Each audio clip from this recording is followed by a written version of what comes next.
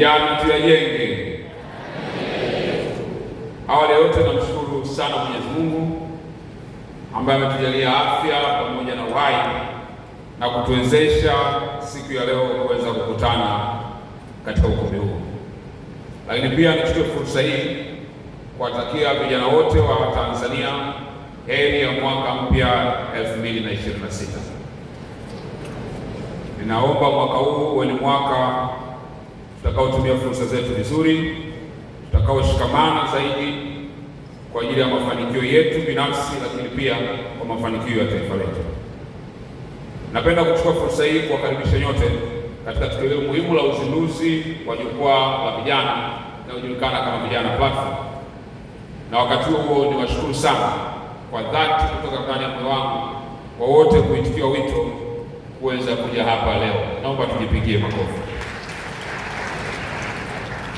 Tukio hili la leo ni sehemu ya utekelezaji wa dhamira ya serikali ya awamu ya 6 inayoongozwa na Mheshimiwa Rais Dr. Samia Suluhu Hassan, Rais wa Jamhuri ya Muungano wa Tanzania, ambaye ameagiza kuimarika kwa ushiriki wa vijana katika masuala yanayohusu ustawi wao, maendeleo yao na kujumlishwa kwao katika mipango mizima ya taifa letu na kila tunachokifanya.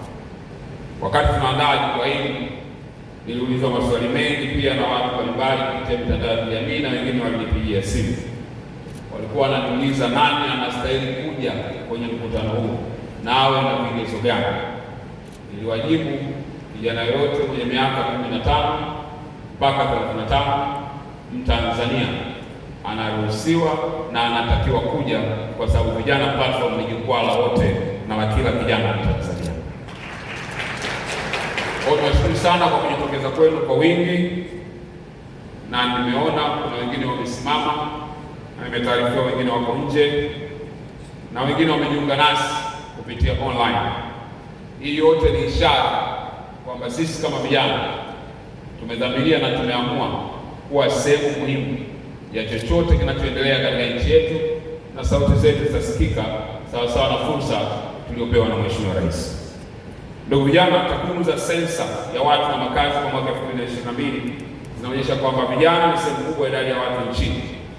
Takriban 77.3% ya Watanzania wote wana umri wa chini ya miaka 35. Tunazungumzia takriban Watanzania milioni 46.